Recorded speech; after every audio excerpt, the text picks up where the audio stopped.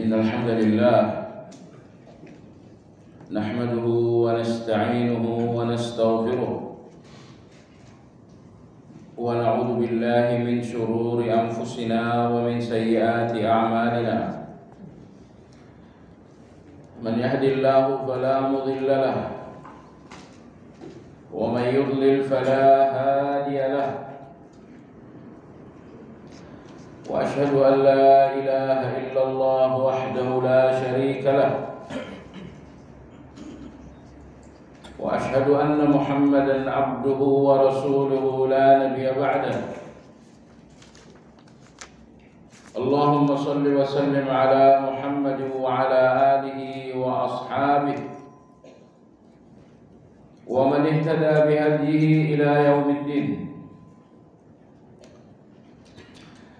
يا أيها الذين آمنوا اتقوا الله حق تقاته ولا تموتن إلا وأنتم مسلمون. Kaum muslimin wal muslimat rahimakumullah. Kajian Madarijus Salikin hari ini memasuki judul baru dalam sambungan pembahasan yang lalu pada halaman 263 tentang syarat-syarat taubat,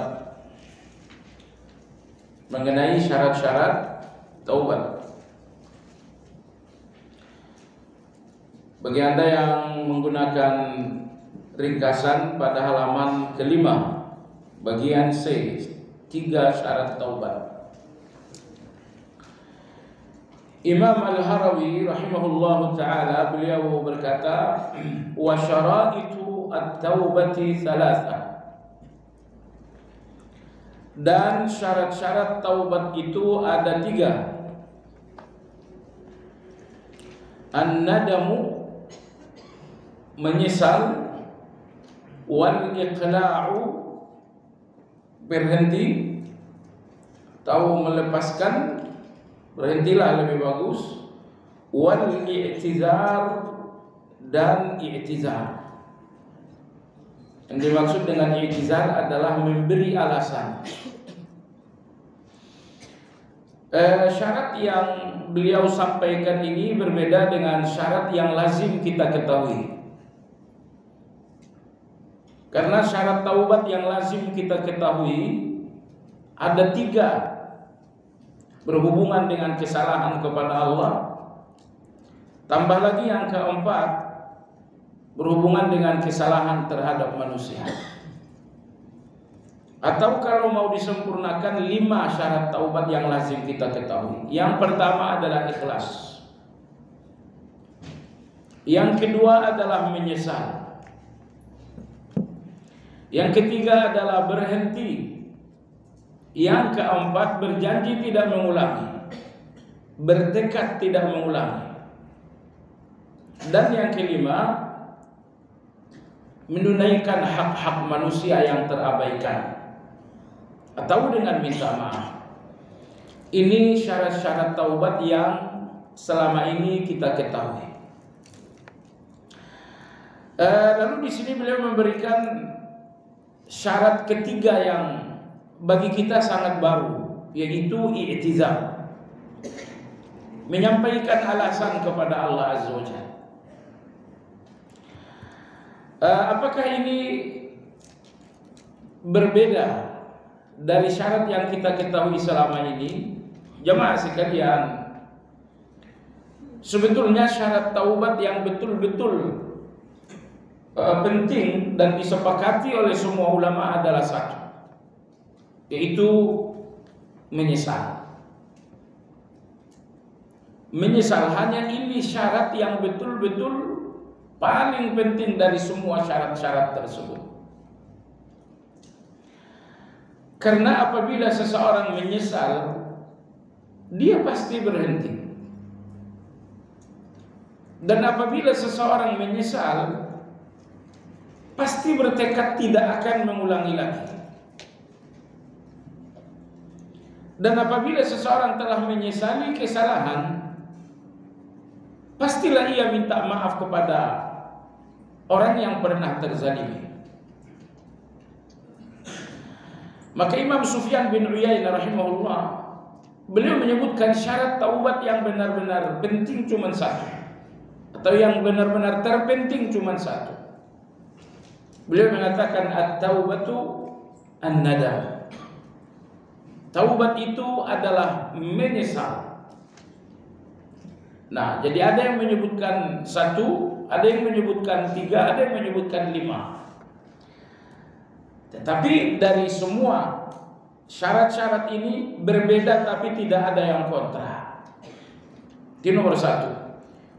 Yang mengatakan satu tidak kontra dengan yang mengatakan tiga, dan yang mengatakan tiga tidak kontra dengan yang mengatakan lima. Karena kalau syarat taubat yang pertama yaitu menyesal, ini nanti akan mencakup semuanya. Cuman sebagian ulama memberikan syarat yang lebih rinci agar kita orang-orang awam ini lebih paham. Baik.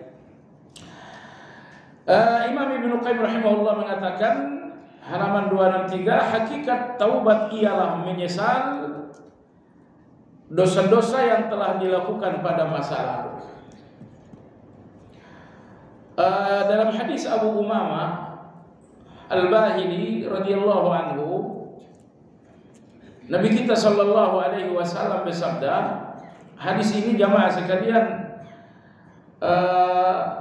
standar dari Nabi sallallahu alaihi wasallam mengenai hati yang sehat atau hati yang berpenyakit. Kata Nabi sallallahu alaihi wasallam, man sarrathu hasanatuhu wa sa'atuhu sayyi'atuhu fahuwal mu'min. Siapapun yang bergembira dengan ketaatan dan gelisah dengan dosa-dosa, fahuwal mu'min, maka dialah mukmin yang sesungguhnya. Jadi inilah hati yang bersih. Bahwa hati yang bersih itu membuat Anda selalu gembira dengan ketaatan dan selalu gelisah dengan dosa-dosa. Apabila hati Anda tidak seperti itu, di hadapan ketaatan tidak bergembira hati ini, meski telah jatuh kepada dosa, hati ini tidak bergelisah. Ini hati yang bermasalah. Ini hati yang telah kotor. Nah, kita ambil bagian kedua dari hadis tadi, wasa'atuhu sayyi'atuhu. Seorang yang beriman gelisah dengan dosa. Gelisahnya seorang yang beriman dalam dosa menunjukkan bahwa tidak ada orang yang beriman yang jatuh kepada dosa karena satu keinginan atau karena satu rencana. Orang yang beriman melihat dosa dengan kegelisahan, bagaimana mungkin mereka menginginkannya? Tapi sering kita sampaikan dalam kajian ini, orang-orang yang beriman apabila jatuh kepada dosa murni karena ketergelinciran, bukan karena keinginan dan bukan karena rencana. Anda lihat Nabi Adam alaihi salam ketika beliau jatuh kepada dosa, bukan karena keinginan beliau. Beliau tergelincir oleh tipu daya iblis. Maka iblis dinamakan dengan ghurur. Allah berfirman di dalam Al-Quran surat Fatir, ya ayuhan nas, kata Allah, wahai kalian semua manusia. Saya lupa bagian awal, bagian ujung ayat Allah berfirman, inna wa'dallahi haqq, ya ayuhan nas, inna wa'dallahi haqqun fala taghurrannakumul hayatud dunya wala yaghurrannakum billahil gharur. Inna syaitana lakum aduwwun fattakhiduhu aduwwa innama yad'u hizbahu liyakunu min ashabis sa'ir. Artinya, wahai sekalian manusia, semua janji Allah benar. Kalau Allah berbicara ada surga, benar. Di dalam surga ada istana, ada taman-taman, ada sungai mengalir. Inna wa'adallahi haqq. Semua janji Allah itu benar. Fala taghurrannakumul hayatud dunya. Maka jangan kalian tertipu oleh dunia. Wala yaghurrannakum billahil gharur. Dan jangan kalian tertipu dengan al-gharur, sang penipu. Jadi dalam ayat ini dua hal yang selalu membuat orang terjebak. Pertama, tertipu dengan dunia. Yang kedua, tertipu dengan setan.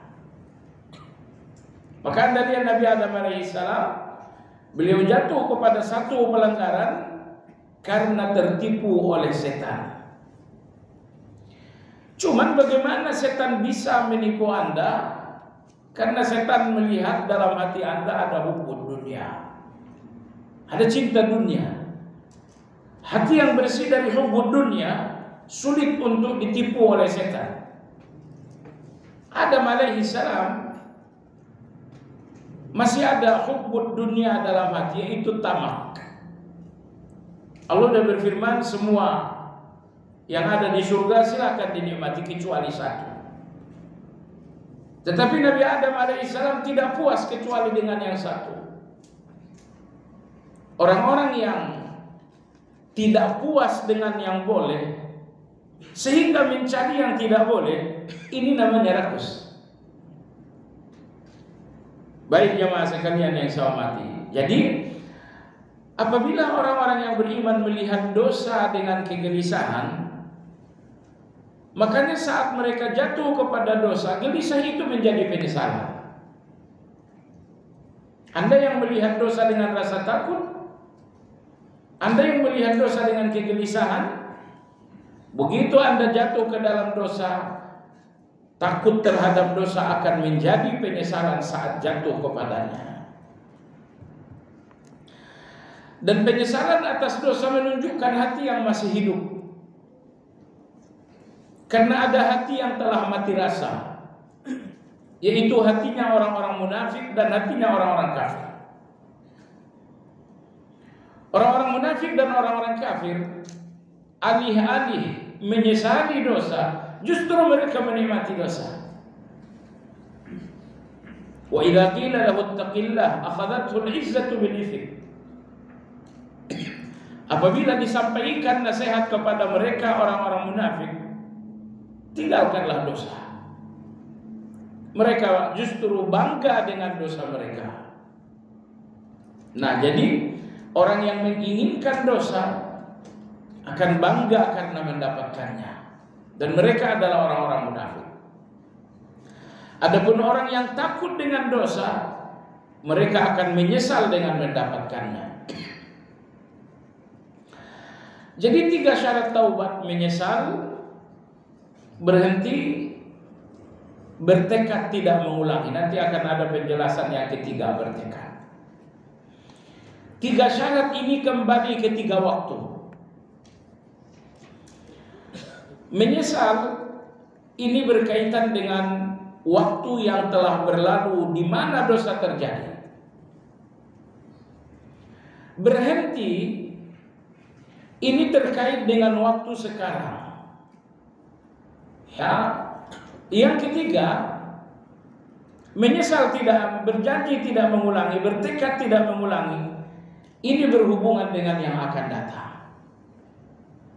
Jadi dosa yang berlalu sesalilah, dan berhentilah hari ini juga, dan bertekadlah ke depan tidak akan mengulanginya lagi. Mari kita lihat catatan Imam Ibnu Qayyim rahimahullah ta'ala. Ketika hal ini terjadi secara serempak pada waktu bertaubat, yaitu menyesali, melepaskan diri dari dosa, dan bertekad tidak mengulangi. Beliau mengatakan ketiganya bersatu pada satu waktu, yaitu saat seorang hamba bertaubat, dan ketika itulah seorang hamba telah kembali kepada ubudiyah, yang merupakan tujuan penciptaan dirinya. Anda menyesali yang telah berlalu dan berhenti hari ini dan bertekad tidak mengulanginya lagi. Ketiga syarat ini, kata Imam Ibnu Qayyim, terjadi dalam satu waktu, yaitu saat Anda bertaubat. Nah, apabila tiga hal ini telah ada dalam diri Anda, kata Imam Ibnu Qayyim, berarti Anda telah kembali kepada Allah Subhanahu wa taala.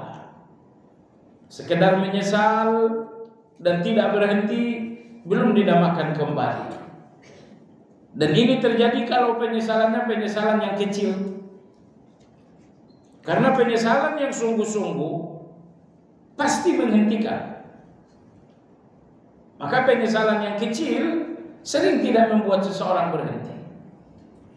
Nah, jadi kalau seseorang telah menghimpun tiga syarat taubat ini, dia menyesal, dia telah berhenti, dan ke depan pun dia telah bertekad tidak lagi akan mengulangi. Kalau tiga syarat ini telah terhimpun, berarti seseorang telah kembali kepada Allah, telah kembali kepada ubudiyah kepada Allah Subhanahu wa taala.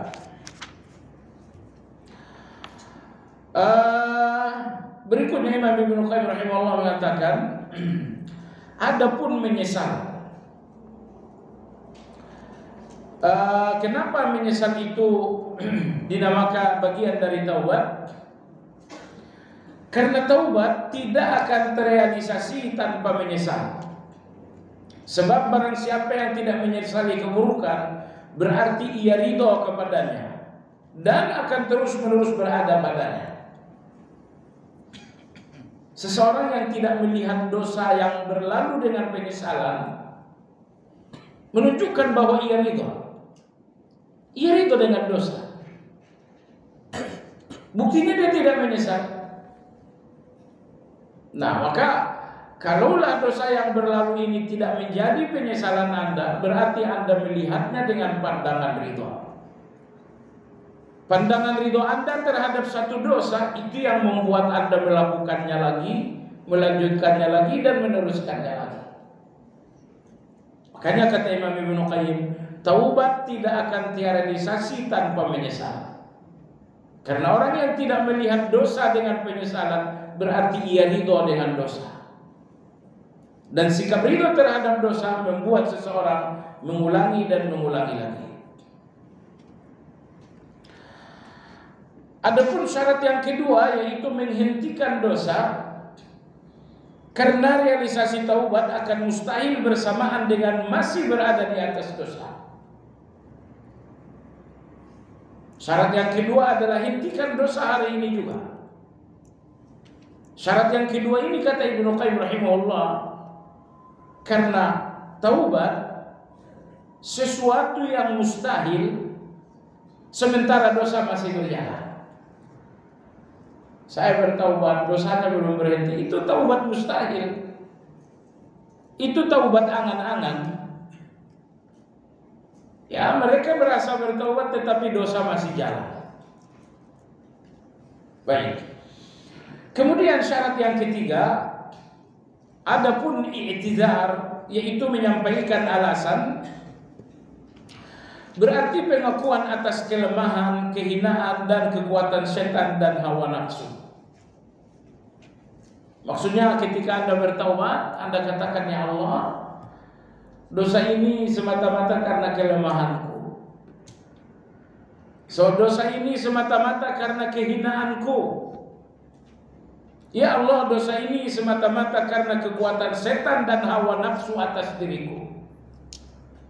Nah, di sini Ibnu Qayyim berkata, ya Allah, segala dosaku bukan karena merendahkan hak dan pandanganmu, bukan pula karena mengecilkan ancaman dan hukumanmu, melainkan karena kelemahanku terhadap hawa nafsu dan kerapuhanku melahan syahwat. Ini yang dimaksud dengan i'tizar. Ya Allah, dosaku bukan karena merendahkan hakmu, bukan pula karena mengecilkan ancaman-ancaman dan hukumanmu. Dosa ini betul-betul karena kelemahanku terhadap hawa nafsu. dan ketidakmampuanku melawan setan. Ibnu Qayyim berkata, ya Allah, aku benar-benar menginginkan ampunan dan maafmu.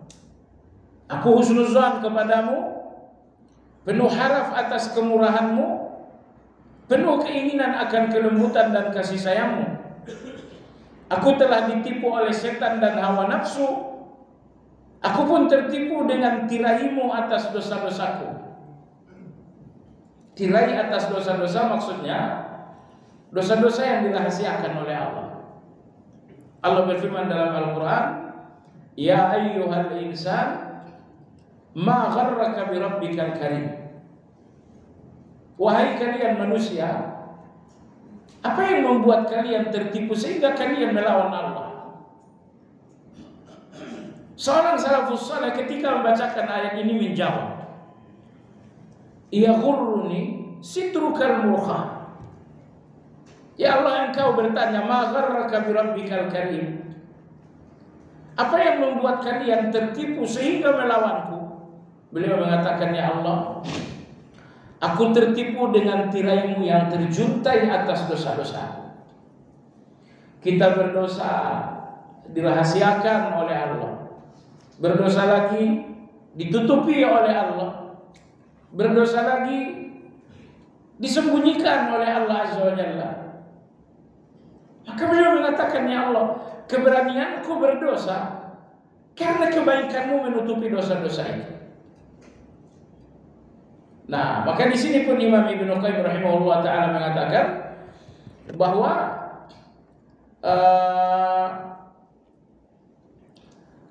kata Imam Ibnu Qayyim bahwa aku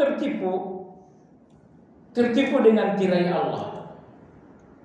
Dan di antara Asmaul Husna seperti Anda tahu adalah as-sitir.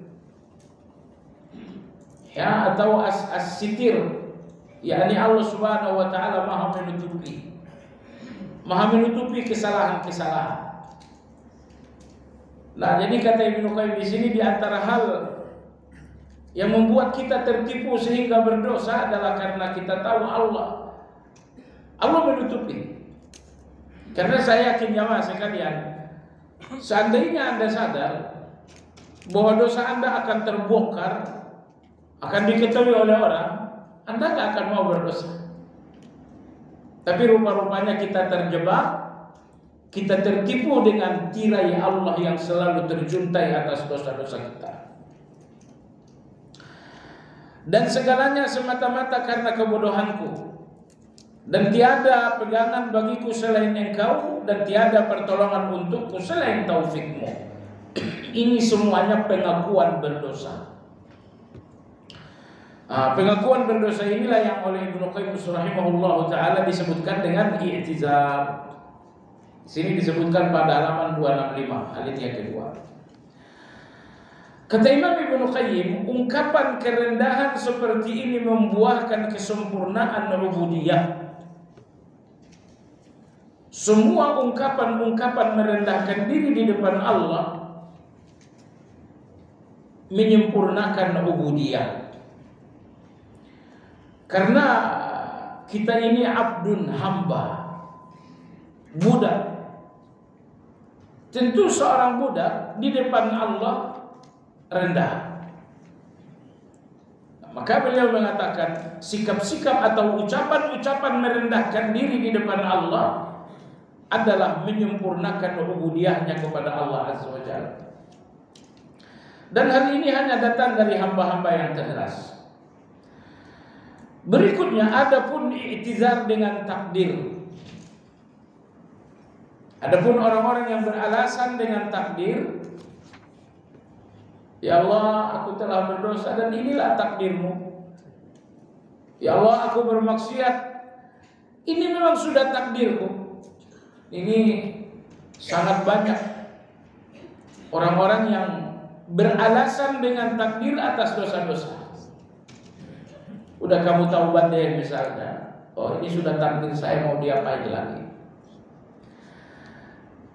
Apa hukumnya beralasan dengan takdir atas dosa?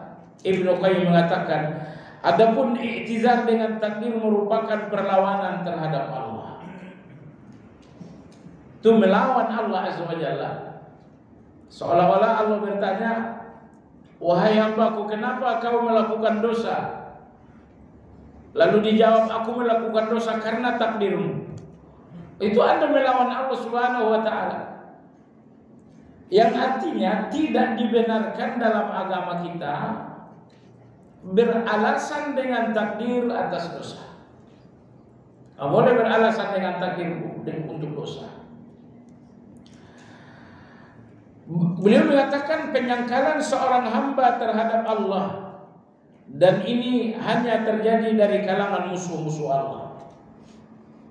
Adapun hamba-hamba Allah, mereka tidak akan membela diri dengan takdir. Tetapi orang-orang yang membela dosa dengan takdir hanya musuh-musuh Allah yang memang tidak menginginkan taubat. Nah, dari sini kita ketahui jemaah sekalian bahwa beralasan dengan takdir untuk dosa hukumnya tidak boleh. Hukumnya haram. Bahkan itu dosa sambungan dari dosa yang pertama. Di antara dalil yang menunjukkan tidak boleh beralasan dengan takdir, saya lihat di buku ini tidak ada, ayat 148 dalam surat Al-An'am, dan ayat seperti ini cukup banyak dalam Al-Quran. Allah Tabaraka wa Ta'ala berfirman, sayaqulul ladzina asyraku law syaa Allahu ma asyrakna wala abauna. Orang-orang musyrikin berkata, seandainya Allah tidak berkehendak, pastilah kami ini tidak syirik. Kalau memang Allah nggak mau kami syirik, kami nggak syirik. Tapi kalau kami memang melakukan syirik, karena memang ini kehendak Allah atas kami. Jadi Anda lihat bagaimana orang-orang musyrikin beralasan dengan kehendak Allah atas dosa mereka. Syirik kami ini adalah kehendak Allah atas kami. Kehendak Allah artinya kan takdir. Nah, jadi dalam catatan Al-Quran, orang-orang yang beralasan dengan takdir terhadap dosa-dosa hanya terjadi dari orang-orang jahat, orang-orang kafir, orang-orang musyrik. Dan perhatikan jemaah sekalian, ketika mereka beralasan dengan takdir atas dosa, mereka tidak menghentikan dosa. Karena alasan-alasan takdir itu untuk pembenaran. Kami berdosa karena ini kehendak Allah atas kami, karena ini takdir Allah atas kami. Artinya mereka melegalisasi dosa mereka dengan takdir Allah Azza wa Jalla. Baik jemaah sekalian, maka Ibnu Qayyim menyimpulkan, maka ada dua bentuk i'tizar. Ada dua bentuk minta maaf, dua bentuk alasan atau dua bentuk pengakuan. Yang pertama i'tizar yang menafikan pengakuan dosa dan taubat. Dan yang kedua i'tizar yang menguatkan pengakuan dosa. Ada alasan yang menunjukkan Anda tidak mengakui dosa. Inilah i'tizar dengan takdir. Beralasan dengan takdir artinya satu alasan yang menunjukkan Anda tidak mengaku berdosa. Dan i'tizar seperti ini datang dari orang-orang musyrik. Lalu i'tizar yang kedua, alasan yang kedua adalah alasan yang menguatkan pengakuan terhadap dosa. Ya Allah, aku berdosa. Satu-satunya alasanku atas dosaku bahwa aku orang bodoh. Ya Allah, aku berdosa. Alasanku terhadap dosa tersebut bahwa aku seorang yang hina, bahwa aku telah dikalahkan oleh hawa nafsu, bahwa aku telah dikalahkan oleh setan. Nah, jadi alasan-alasan seperti ini adalah alasan-alasan yang menguatkan pengakuan terhadap dosa. Baiklah jemaah sekalian yang saya hormati, pembahasan berikutnya pada halaman 266 pada buku Imam Al-Harawi rahimahullahu ta'ala, wa haqa'iqut taubati thalathatu asya'. Dan hakikat dari taubat itu ada 3 macam. Yang pertama adalah ta'zimul jinayah, yaitu membesarkan dosa dan kesalahan.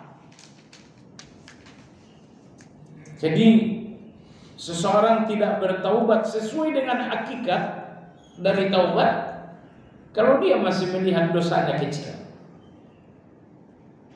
Tetapi orang yang telah bertaubat sesuai dengan hakikat taubat itu, mereka akan melihat semua dosa-dosa mereka besar. Tidak ada dosa yang kecil di mata orang yang bertaubat. Hakikat taubat yang kedua adalah mencurigai taubat. Saya bertaubat jangan-jangan supaya bisa nikahin seorang gadis.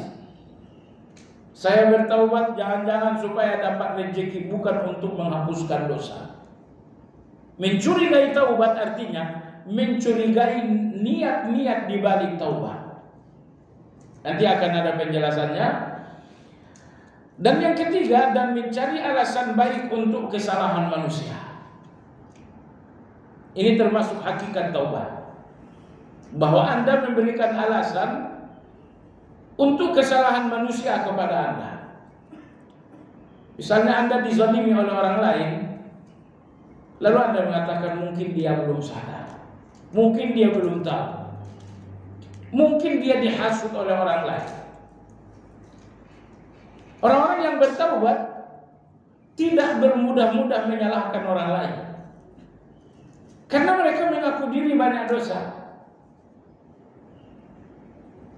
Tapi kadang-kadang ada orang karena tidak merasa berdosa, gampang menyalahkan dosa orang lain. Adapun orang-orang yang telah sungguh-sungguh bertaubat, mereka selalu sadar dengan diri mereka yang banyak dosa, banyak salah, maka saat mereka melihat salah orang lain, mereka memberikan alasan. Oh, mungkin dia terhasut, mungkin dia lalai. Baik. Ini tiga hakikat taubat ini masing-masing akan dijelaskan lebih rinci lagi oleh Imam Ibnu Qayyim. Adapun yang pertama, hakikat taubat yang pertama adalah ta'zimul jinayah. Membesarkan dosa.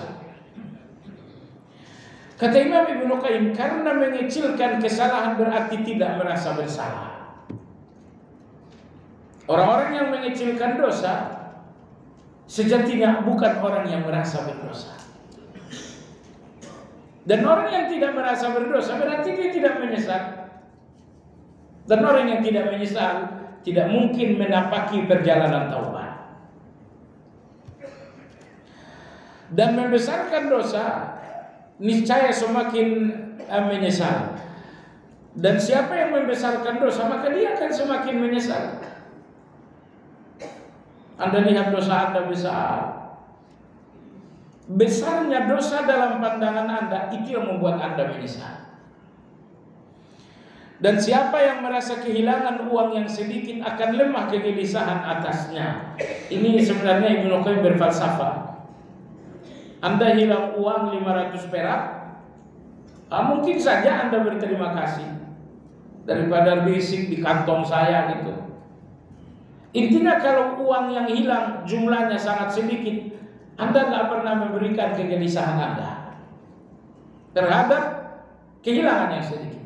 Tapi coba kalau yang hilang 1 miliar, 5 tahun Anda nangis.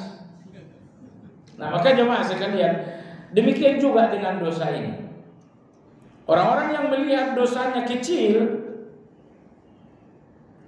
tidak akan menyesal. Ini cuma kecil. Orang yang mengecilkan dosa nggak akan menyesalinya. Tapi orang yang membesarkan dosa, mereka lah yang akan menyesalinya. Lantas bagaimana seseorang membesarkan dosa? Kata Ibnu Qayyim dengan 3 hal. Membesarkan dosa muncul dari 3 perkara. Yang pertama, mengagungkan perintah. Allah yang memerintah, Allah yang melarang. Agungkan perintah ini. Agungkan larangan ini. Seseorang yang mengagungkan undang-undang akan melihat pelanggaran itu sesuatu yang besar. Adapun orang-orang yang merendahkan undang-undang, mereka gak akan merasa besar dengan kesalahan. Yang kedua jemaah sekalian, mengagungkan yang memerintah. Nah, ini yang memberikan perintah siapa? Allah Subhanahu wa taala. Maka apabila Anda melihat bahwa yang Anda lawan dengan dosa adalah Allah Subhanahu wa taala, Anda tidak melawan manusia dengan dosa Anda, tapi Anda melawan Allah Tabaraka wa taala yang maha besar, yang maha agung. Ternyata Anda berani melawan yang maha besar itu. Nah, di sini Anda akan melihat dosa Anda besar. Kemudian faktor ketiga seseorang bisa melihat dosanya sangat besar, tasdiq al-wa'id, karena membenarkan hukuman. Anda melihat dosa Anda dan Anda melihat hukuman. Ketika itulah Anda akan membesarkan dosa, karena Anda telah melihat hukumannya, karena Anda sadar dengan hukumannya yang sangat besar. Nah, kadang-kadang jemaah sekalian, kita melihat dosanya dan tidak melihat hukumannya, maka kita nggak takut dengan dosa, kita nggak membesarkan dosa, kita mengecilkan dosa karena nggak melihat hukuman. Nah, jadi dengan tiga hal inilah kata Imam Ibnu Qayyim, seorang hamba akan melihat dosanya sesuatu yang besar. Dosa akan menjadi besar ketika Anda sadar bahwa ada undang-undang, bahwa Anda menghormati dan mengagungkan undang-undang. Dan yang kedua, Anda pun akan melihat dosa Anda besar ketika Anda telah melihat keagungan Allah yang memberikan undang-undang. Dan yang ketiga, ketika Anda membenarkan hukuman-hukuman dan ancaman-ancaman Allah Subhanahu wa taala. Berikutnya, hakikat taubat yang kedua adalah mencurigai taubat. Ada orang yang bertaubat dan husnuzon dengan taubatnya. Ini di luar hakikat taubat.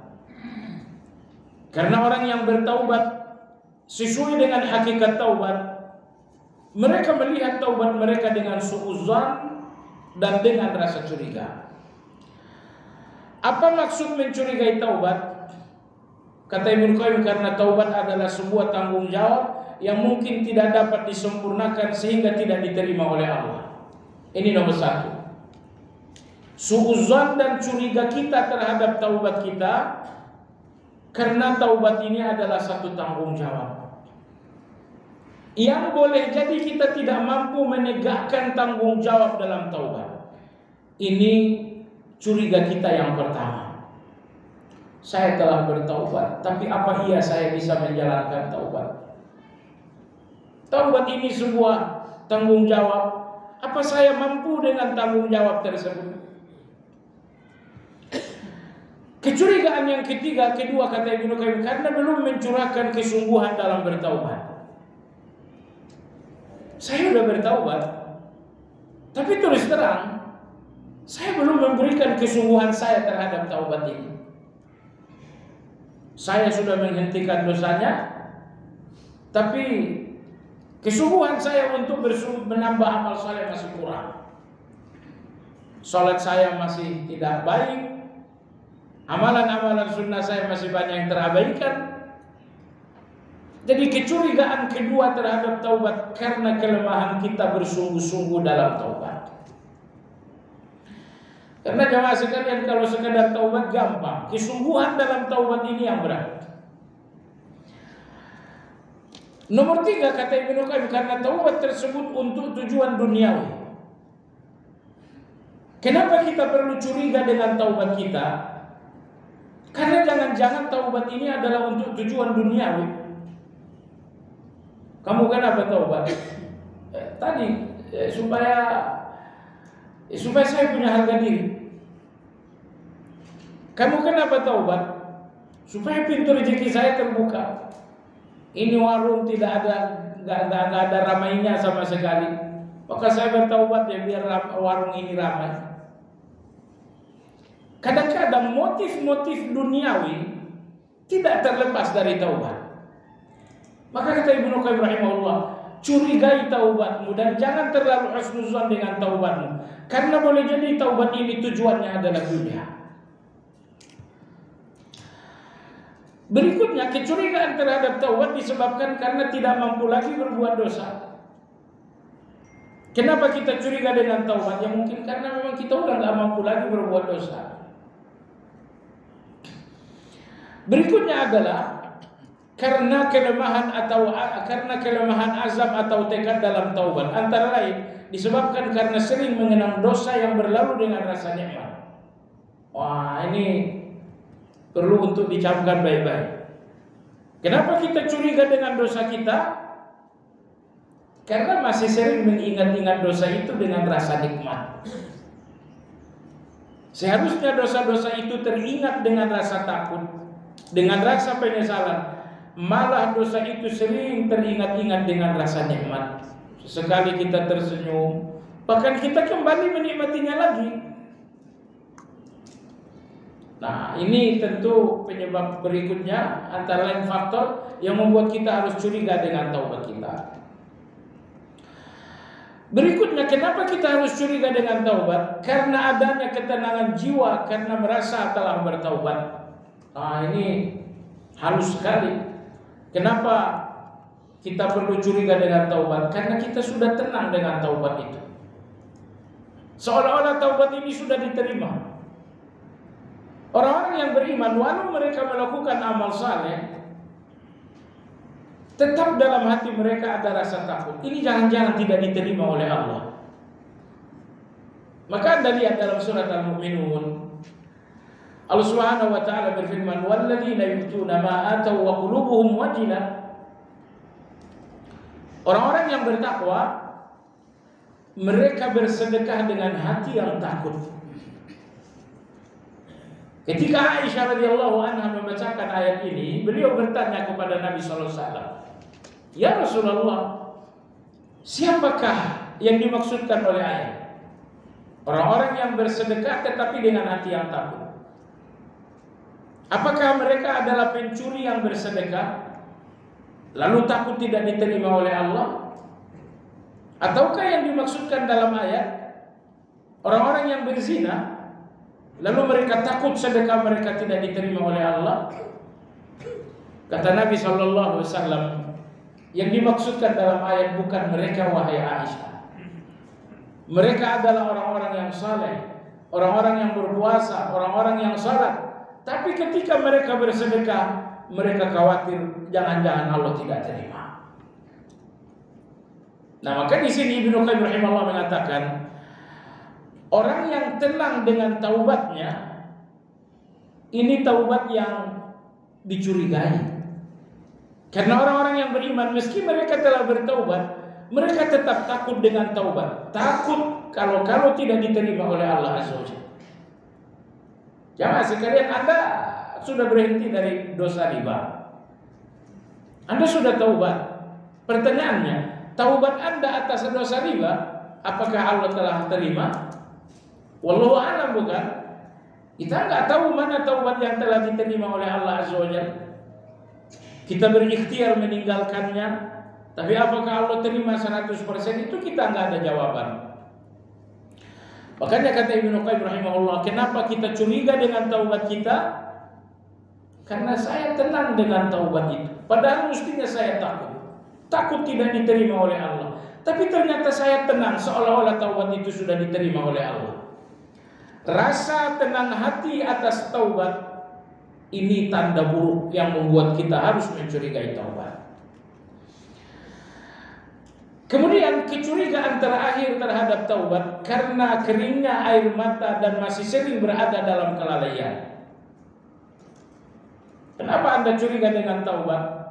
Karena taubat tidak membuat saya banyak menangis. Karena taubat tidak membuat saya banyak menangis. Padahal Nabi SAW bersabda dalam hadis sahih, ada beberapa pemilik mata yang pada hari kiamat mereka gak akan melihat neraka. Ya, jadi jangankan masuk ke dalam neraka, melihatnya pun tidak. Terus bagaimana dong saat mereka melewati lintasan sirat? Mereka melintasinya dan tidak sadar. Sirat di mana? Udah lewat. Jadi ada orang-orang yang sama sekali tidak akan melihat neraka. Siapa mereka? 3. Kalau Anda memiliki 3 mata ini, sampai di akhirat Anda nggak akan melihat neraka. Yang pertama ainun bakat min khasyatillah. Kalau Anda pernah meneteskan air mata murni karena takut kepada Allah Azza wa Jalla. Ya Allah, saya takut denganmu. Saya takut denganmu bukan karena engkau kejam, tapi aku adalah seorang penjahat yang telah melewati masa lalu bertahun-tahun dalam kejahatan. Maka semakin kita melihat dosa, makin takut kepada Allah sehingga tidak bisa tertahan air mata. Ini nomor 1. Orang yang menangis murni karena rasa takut kepada Allah, orang ini nggak akan melihat neraka pada hari kiamat. Yang kedua, wa ainun harisat fi sabilillah. Yang kedua adalah seseorang yang begadang dalam jihad fi sabilillah. Kedua ini berlaku untuk teman-teman kita di Palestina. Malam hari mereka nggak bisa tidur, terus begadang tanpa henti untuk mengintai musuh.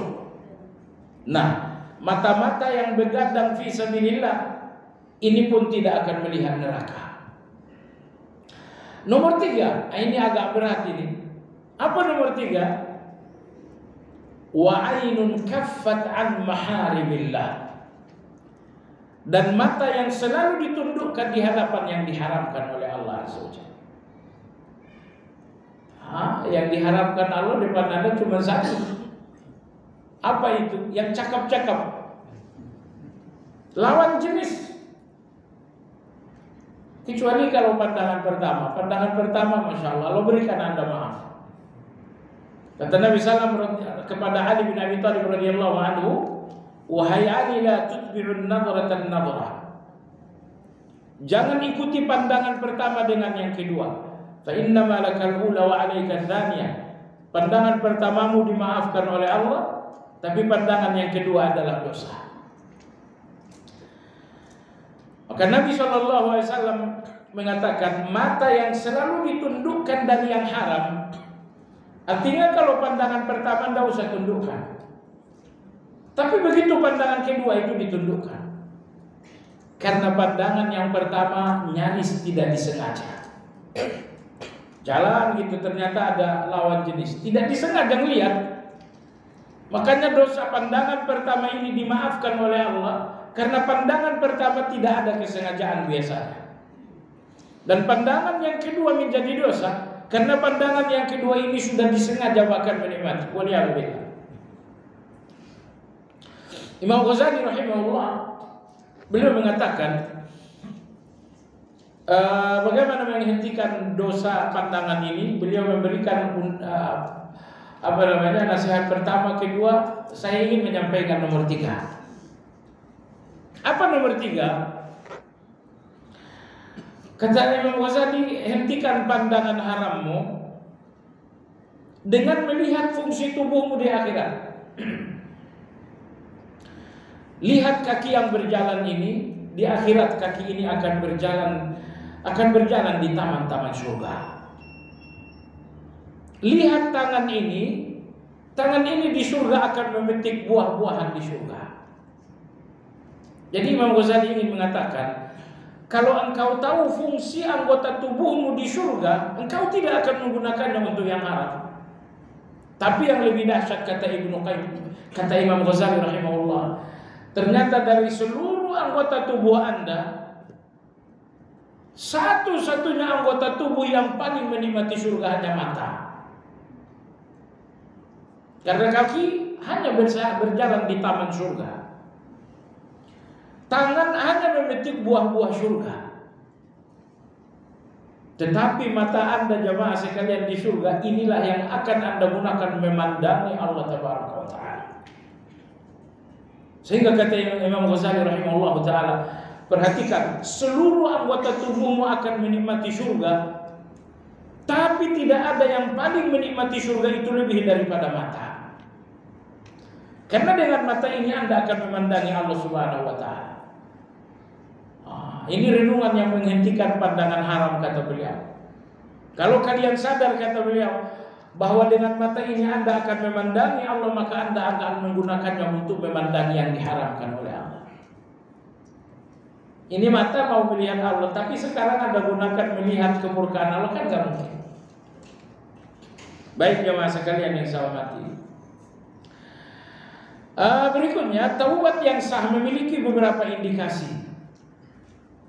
Apabila taubat Anda telah sah, diterima oleh Allah Azza wa Jalla, ini ada beberapa indikasi-indikasi. Yang pertama, semakin sungguh-sungguh dalam kebaikan. Ini sering ditanyakan, apa tanda taubat seseorang diterima oleh Allah? Ini tandanya, tapi ingat ini cuma tanda, bukan kepastian. Tanda yang pertama, semakin sungguh-sungguh di dalam kebaikan. Tilawahnya sungguh-sungguh, zikir pagi petangnya sungguh-sungguh, yang melakukan salat malamnya sungguh-sungguh. Ini tanda pertama. Tanda yang kedua, senantiasa di dalam ketakutan terhadap Allah. Taubat yang diterima oleh Allah Azza wa Jalla memberikan tanda bahwa yang bersangkutan senantiasa dalam ketakutan. Kenapa? Orang yang merasa bersalah nggak pernah merasa aman. Orang yang merasa bersalah selalu dalam ketakutan. Jangankan merasa bersalah kepada Allah, Anda merasa bersalah dengan istri Anda pun selalu nampak wajah ketakutan. Istri nanya, jawaban Anda entah apa gitu. Sehingga istri nanya, kenapa sih jawaban kamu begini nih?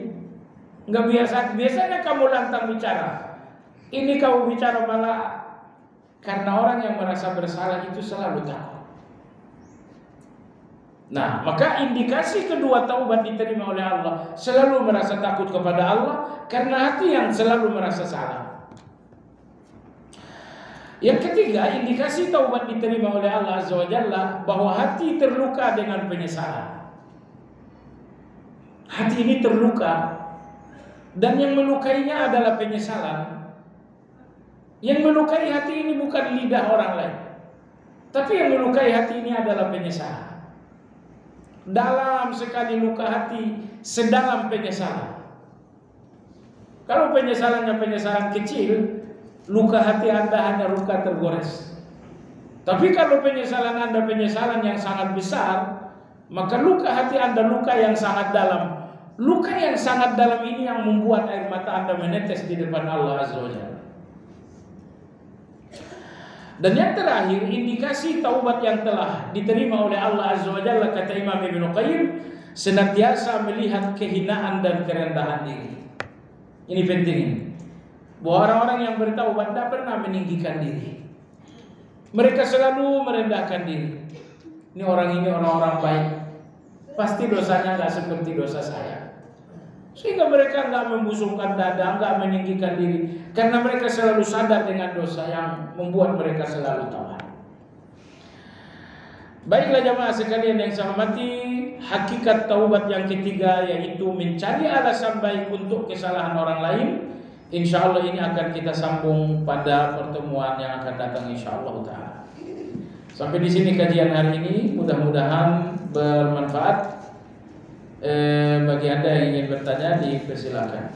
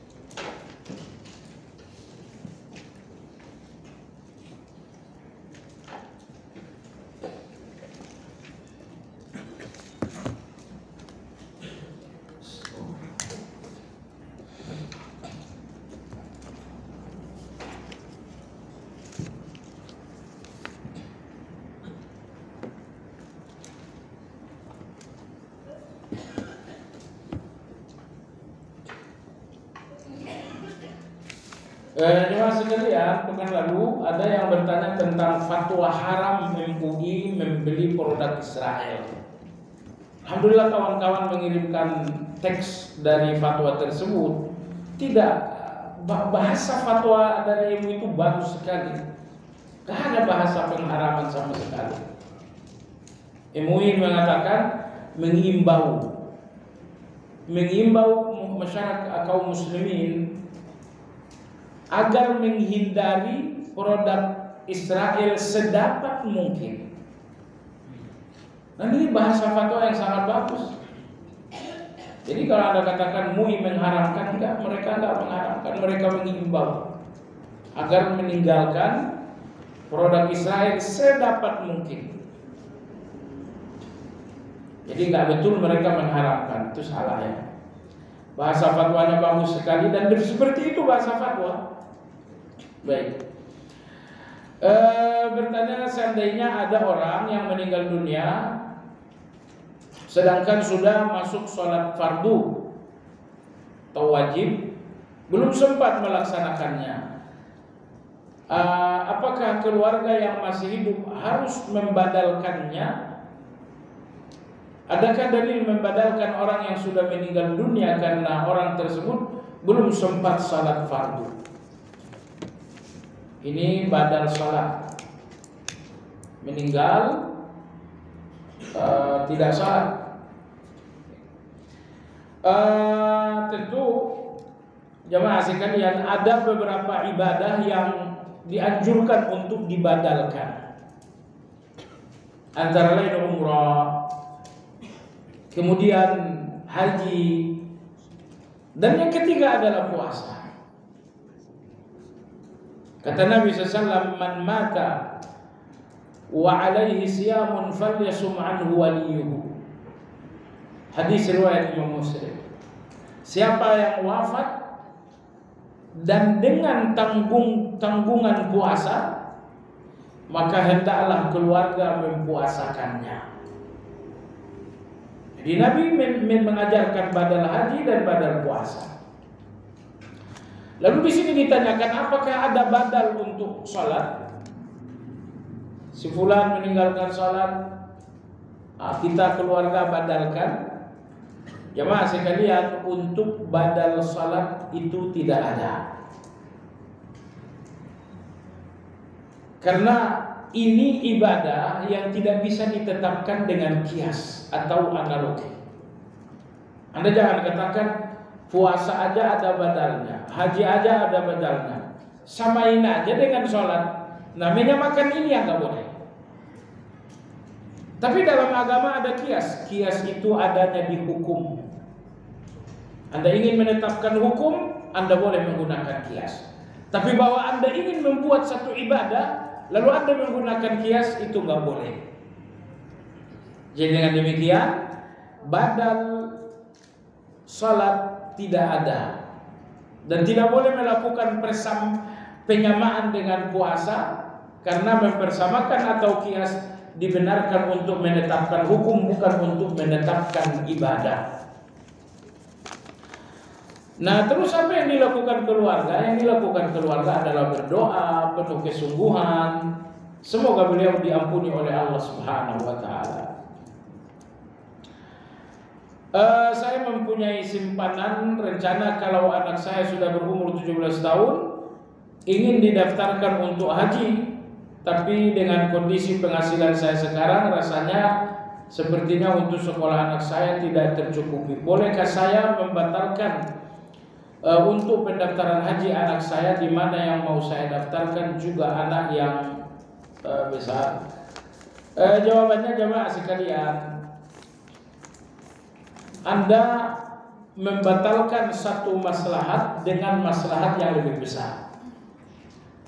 Karena faktanya kan saat ini Anda terdesak kebutuhan, dan Anda punya uang yang sudah direncanakan untuk daftar haji anak. Daftar haji anak itu maslahat untuk yang akan datang. Tapi bahwa hari ini Anda butuh uang, ini maslahat hari ini. Jadi Anda boleh membatalkan maslahat yang akan datang untuk menutupi maslahat hari ini. Apakah ada denda? Tidak ada denda. Apakah ada dosa? Tidak ada dosa. Kalau Anda hanya berniat untuk mendaftarkan anak. Kecuali kalau Anda bernazar dan Anda tidak bernazar dalam aku bernazar mendaftarkan anak haji. Uang simpanan itu kan bukan Anda nazarkan, hanya Anda rencanakan saja. Jadi yang Anda lakukan dalam hal ini membatalkan rencana yang baik, tetapi untuk yang lebih baik. Karena mendahulukan maslahat hari ini lebih baik daripada maslahat yang akan datang. Jadi Anda boleh melakukan itu, sama sekali tidak berdosa. Mudah-mudahan Allah bukakan pintu rezeki lagi untuk mendaftarkan anak nantinya. Kita sudahi kajian hari ini dengan zikir kafaratul majlis. Subhanakallahumma wa bihamdika asyhadu an la ilaha illa anta astaghfiruka wa atubu ilaik. Alhamdulillahirabbil alamin. Assalamualaikum warahmatullahi wabarakatuh.